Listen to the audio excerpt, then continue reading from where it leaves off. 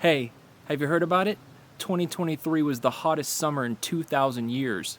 Until the next one, and the next one.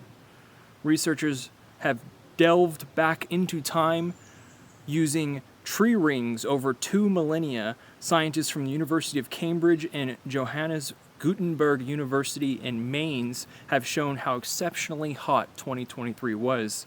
Even allowing for natural climate variations over hundreds of years, 2023 was the hottest summer since the height of the Roman Empire, exceeding the extremes of natural variability by half a degree Celsius.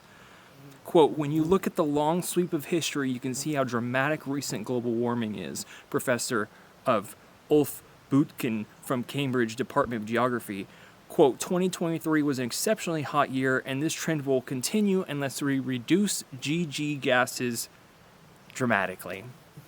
How are we doing on that? Still getting your products in on time? Still seeing food on the grocery store shelves? The results reported in journal Nature also demonstrated the 2015 Paris Agreement to limit warming above 1.5 is dead and gone. So that report I read 8 years ago when I was turning 27 years old, everything I read in that report is coming to fruition. In fact, more than 60% of the world's coral reefs may have bleached in the past year. Nearly 2/3 of the world's coral reefs have been subjected to heat stress bad enough to trigger bleaching. All right, that's bad enough. Moving on. Economic damages from climate change 6 times worse than previously thought.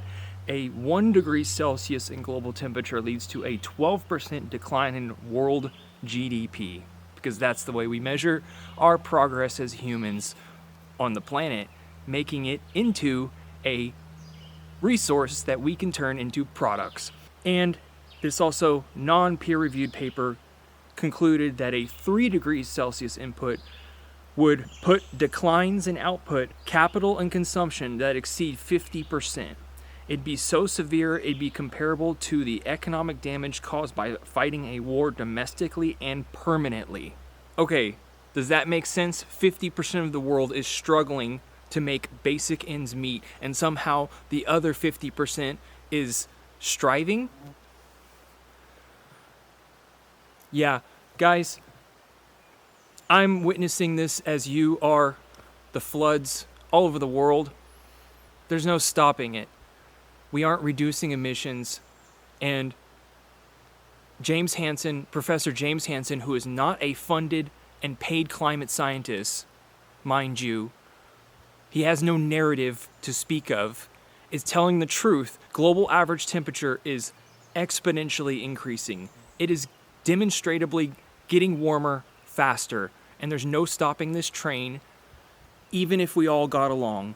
If Russia decided to pull back on Ukraine, and somehow this populist movement with MAGA, Trump-tard America got their wits together, and we pulled back the tariffs on electric vehicles, that doesn't stop the fact that there are going to be insurance failures, and the home insurance industry is going to collapse in on itself, causing a ripple effect of economic damages throughout our economy, as if people can't already afford home insurance, which is going viral, okay, across the country, like faster than ever before. And it's going to catch up with us.